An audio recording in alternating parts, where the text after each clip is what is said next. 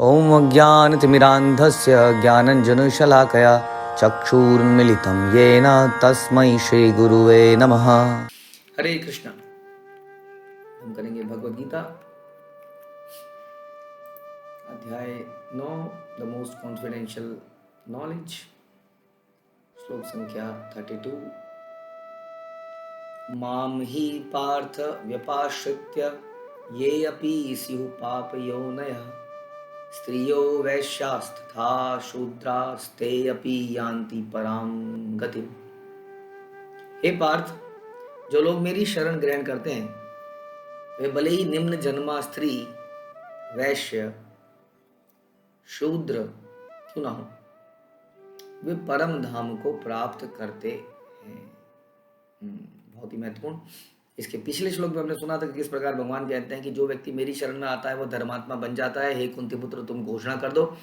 अब भगवान यहाँ पर और क्लियर कर रहे हैं कि ऐसा नहीं है कि केवल शुद्ध व्यक्ति ही मेरे पास आ सकते हैं। कोई भी मेरे पास यदि कोई भी मेरे पास आए तो वो व्यक्ति परम धाम को प्राप्त कर सकता है।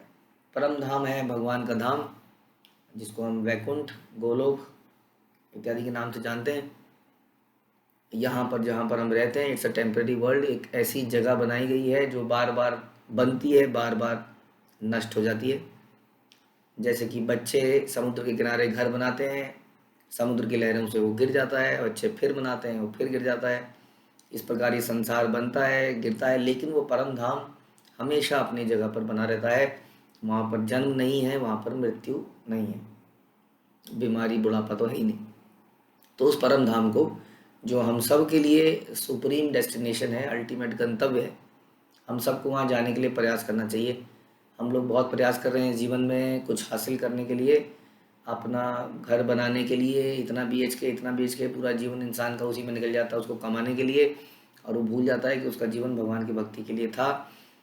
तो ये जो परम धाम है, जो परम गंतव्य है, जो बहुत ही रेयर लोग समझ पाते हैं, और समझने वालों में से भी बहुत रेयर लोग इसको प्राप्त कर पाते हैं। लेकिन यदि हम भगवान की शरण में चले जाते हैं तब हमें योगी होने की आवश्यकता नहीं है। हाँ, यहाँ पर बता रहे हैं कि चाहे वो निम्न जन्माई क्यों ना हो, वैश्य, शूद्र क्यों ना हो। स्त्रियों के लिए कई बार लोग कहते हैं कि स्त्रियों में इतना इंटेलिजेंस नहीं है, लेकिन यहाँ बता रहे हैं कि चाहे वो स्त्री क्यों ना हो, कोई भी हो, यदि वो भगवान की शरण में आता है तो परम धाम को प्राप्त कर सकता है। ये जितने भी डिफरेंस हैं, स्त्री का, पुरुष का, या शूद्र का, या वैश्य का, ये डिफरेंस वास्तव में शरीर के आधार पर है। क्योंकि आत्मा कभी ब्राह्मण, क्षत्रिय, शूद्र, वैश्य नहीं होती। यानी कि भगवान के धाम में, परम धाम जिसकी बात कर रहे हैं, उस परम धाम में इस प्रकार का डिवीज़न नहीं है। ऑल्दो ये डिवीज़न साइंटिफिक है, भगवान ने बनाया है, जैसे भगवान बोलते हैं चतुर्वर्णम मया सृष्टम। लेकिन ये जो डिवीज़न है, ये आध्यात्मिक जगत में इसकी ज़रूरत नहीं है, क्योंकि वहाँ पर सभी दिव्य अवस्था में है। वहाँ पर सभी किसी भौतिक कल्मश से दूषित नहीं, वहाँ पर आत्मा अपनी शुद्ध स्थिति में रहती है। इसलिए वहाँ पर इस प्रकार के डिवीज़न की आवश्यकता नहीं है। जो व्यक्ति भगवान की शरण में आता है वो उसी आत्मा की स्थिति को प्राप्त कर लेता है। इसलिए इन डिवीज़न्स की आवश्यकता नहीं रहती। जैसे आप देखेंगे, खासतौर पर जो भक्ति में लोग लगे हुए हैं, वो प्रवचन दे रहे होंगे, थोड़ी देर में झाड़ू मार रहे होंगे, कुकिंग कर रहे होंगे, और इस्कॉन की पुस्तकों को बांट रहे होंगे। जो काम आप कर, एक ही व्यक्ति सब काम कर लेगा। हाँ, तो इस तरह का डिवीज़न आप देखेंगे कि इसकी आवश्यकता ही नहीं रहती। भक्त लोग सारे ही काम कर लेते हैं। खास तौर पर हम देखते हैं इसको इस्कॉन में। जैसे मैं कई बार बताता हूँ कि शुरू में जब इस्कॉन में मैं आया था, पहले कुछ दिनों तक, तो एक भक्त थे जो मैं हमेशा भगवान के ऑल्टर में उनकी भगवान की आरती करते हुए देखता था। तो ऐसा कुछ व्यू था कि आरती करने वाले लोग अलग होते हैं, प्रवचन करने वाले लोग कुछ स्पेशल होते हैं। ऐसा हमें लगता था। थोड़े दिनों बाद मैंने उन व्यक्ति को, उन भक्त को प्रवचन की सीट पर, व्यास गद्दी पे देखा। मैंने कहा बैठ गए होंगे, और जब मैं बैठा तो मैंने सुना उनको, तो मैंने ओहो, इनको तो सारा ही ज्ञान है। हाँ, तो ऐसा नहीं है कि जो ऑल्टर की सेवा कर रहे हैं वो ज्ञानी नहीं है, या जो प्रवचन कर रहे हैं वो ज़्यादा ज्ञानी है। वास्तव में प्रभुपाद ने ऐसा सिस्टम बनाया आध्यात्म के लेवल पर, दिव्य लेवल पर, कि कोई व्यक्ति कोई भी भगवान की सेवा कर सकता है। तो ये जो डिविजन्स हैं ये शरीर के आधार पर हैं। जब तक व्यक्ति इस स्थिति में नहीं पहुंच जाता है कि वो दिव्य अवस्था में आ जाए, तब तक ये डिवीज़न की आवश्यकता रहती है। लेकिन इसके अंदर के अंदर जैसे आप देखते हैं कि कई ऐसे ब्राह्मण भी हुए जो कि ब्राह्मण होते हुए भी उन्होंने जैसे परशुराम अवतार ब्राह्मण का अवतार है, लेकिन उन्होंने क्षत्रियों को संहार किया। तो दिव्य अवस्था में हम सब काम कर सकते हैं क्योंकि हमें भगवान का डायरेक्ट आशीर्वाद मिलता है, लेकिन तब तक नहीं, तब जब तक ऐसी स्थिति में नहीं आते हैं तब तक ये डिविजन्स साइंटिफिक हैं। लेकिन यहाँ पर भगवान बताते हैं वट एवर यू आर, आप चाहे कोई पापी क्यों ना हो, चाहे ये सब क्यों ना हो जो बताया है, दिमाग से उन्नत के, लेकिन अगर आप शरण ग्रहण कर लोगे, शरणागति, तो परम धाम को प्राप्त करोगे। अब शरणागति क्या है? शरणागति का मतलब जो है शास्त्र में बताते हैं अनुकूल से संकल्पम प्रतिकूल से वर्जनम, रक्षस्यतीति विश्वासो गोप्रितम वर्णम तथा आत्म निक्षेप कार्पण्य। षड्विधा शरणागति, ये 6 तरह से शरणागति के लक्षण हैं। क्या क्या है कि हम जो भी भक्ति के फेवरेबल चीज़ है उसको तुरंत एक्सेप्ट कर लेते हैं, अनफेवरेबल को त्याग देते हैं। तो ये शरणागति। जैसे कि कोई व्यक्ति माना MBA करने के लिए शरणागति है कि मैं को MBA करनी है, तो वो हर उस चीज़ को करता चलेगा। लोग देखते हैं कई बार लोग अपने गांव को छोड़ देते हैं, कई जैसे कोटा जैसी जगह में लोग IIT करने के लिए चले जाते हैं। स्टूडेंट्स घर बार छोड़कर किसी कमरे में रहते हैं, माँ का हाथ का खाना नहीं मिलता है।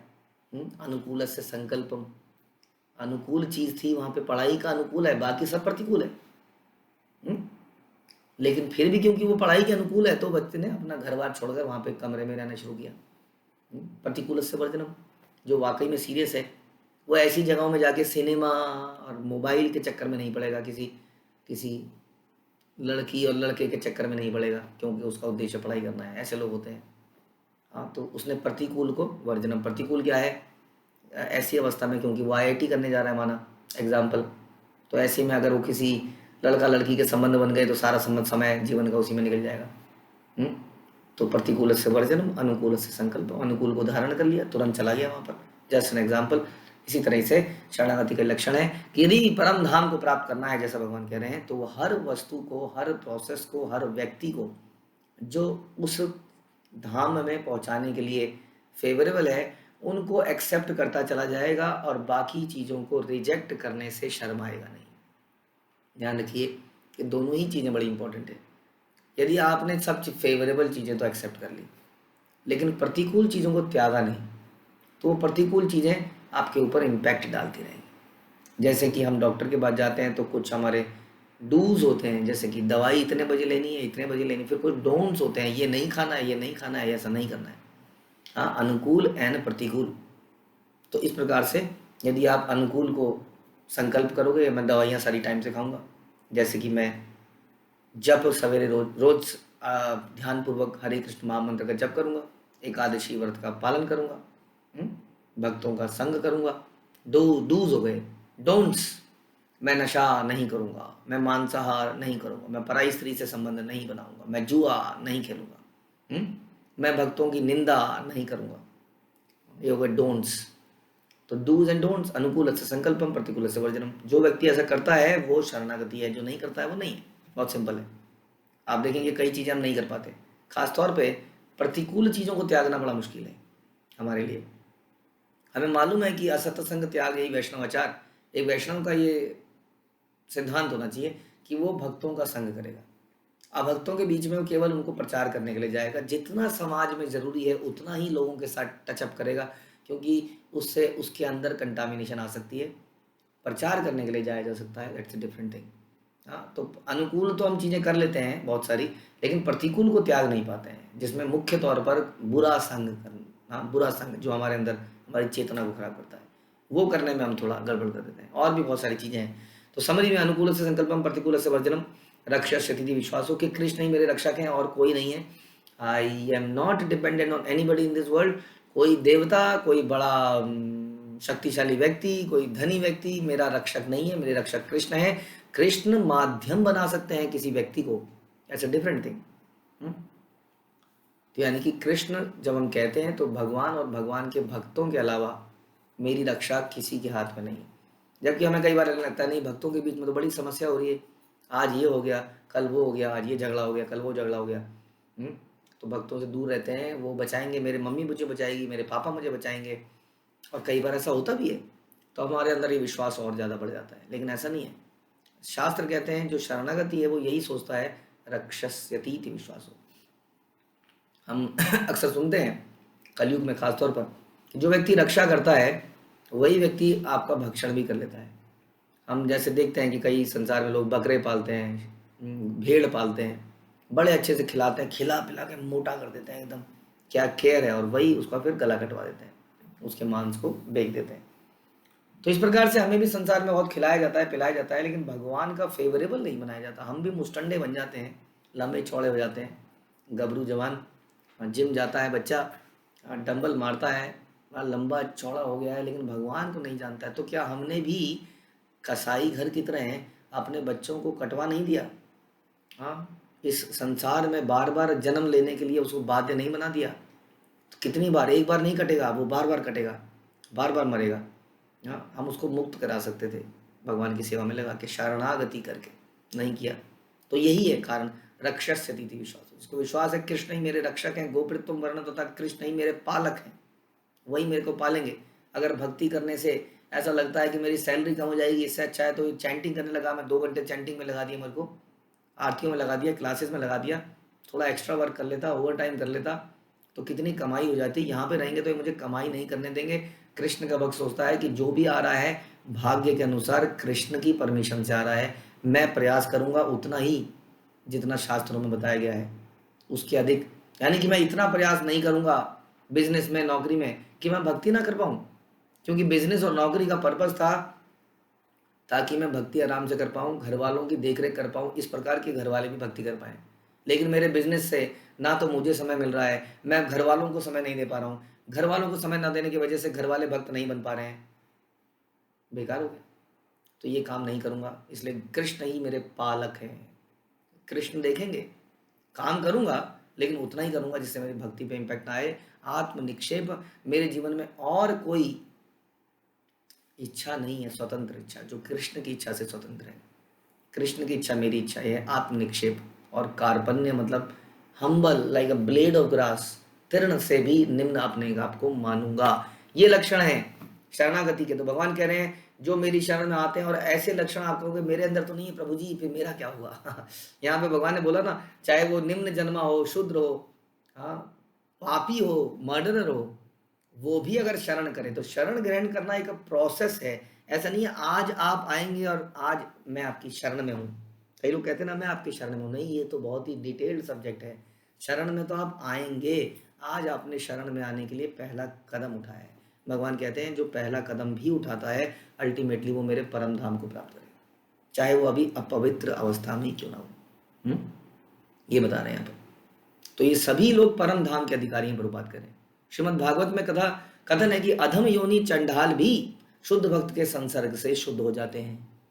हाँ, तो भक्तों के संग में यदि वो आएंगे, जब भगवान की शरण की बात करी जा रही है तो इसका मतलब समझना चाहिए भक्तों की शरण के द्वारा ही भगवान की शरण आती है। क्योंकि कृष्ण कहते हैं गुरु की शरण, go to a self realize person तद विधि पढ़ी पाते हैं परि प्रश्न से। भगवान कहते हैं पहले वहां जरा शरण लेके दिखाओ, फिर बताएंगे आपको। और शास्त्रों में ऐसे कितने कथन है। गौर नित्यानंद के केस में कई लोग जो नित्यानंद प्रभु को इग्नोर करते थे कि Gaurang Mahaprabhu is Krishna himself, but who is this person, बीच में ये क्यों है? तो गौरांग महाप्रभु कभी उनको कृपा नहीं देते थे अपनी, जब तक कि वो नित्यानंद प्रभु को न मान ले एज ए स्पिरिचुअल मास्टर। तो हमें आध्यात्मिक गुरु की शरण तो लेनी पड़ती है। तो उनकी शरण लेने से ये प्रोसेस शुरू होता है। तो श्रीमद् भागवत में इसलिए कह रहे हैं कि भक्तों के संसर्ग में आने से सभी लोग शुद्ध हो जाते हैं। भक्ति का मतलब ही यही है जो भक्तों के द्वारा साथ में करी जाए। अतः भक्ति तथा शुद्ध भक्त द्वारा पद प्रदर्शन इतने प्रबल हैं, प्रभुपाद कह रहे हैं, कि वहां ऊंच नीच का भेद नहीं रह जाता और कोई भी इसे ग्रहण कर सकता है यदि वो पथ प्रदर्शन के अनुसार चले। हाँ, शुद्ध भक्त के डायरेक्शन में चले। शुद्ध भक्त की शरण ग्रहण करके सामान्य से सामान्य व्यक्ति भी शुद्ध हो जाता है। प्रकृति के विभिन्न गुणों के अनुसार मनुष्य ब्राह्मण क्षत्रिय शूद्र इत्यादि कहा जाता है। और कुछ लोग चंडाल कहे जाते हैं, कुछ लोग पापी कुलों में जन्म लेते हैं। और लेकिन बता रहे हैं कि भक्त का संग और भक्ति में इतना बल है कि ये सारे जो तकमे हैं, ये जो उपाधियां हैं, चंडाल है, निम्न जाति का, ये सब मुक्त, सबसे मुक्त हो जाता है व्यक्ति। लेकिन ये तभी संभव है जब कोई कृष्ण की शरण में जाए। और शरण में जाना किसको कहते हैं हमने बताया। तो शरण में जाना कोई इतना ही कि पैरों में गिर गए मैं आपकी शरण में हूँ। हाँ, शरण में जाना बहुत ही डिटेल्ड सब्जेक्ट है, जो कि हम धीरे धीरे इस स्थिति में आते हैं कि हम टोटल शरणागति भगवान को करें, और ऐसी अवस्था में आकर एक निम्न व्यक्ति भी अल्टीमेटली भगवान के परम धाम को प्राप्त करता है। हरे कृष्णा। श्रील प्रभुपाद की जय, भगवद गीता की जय।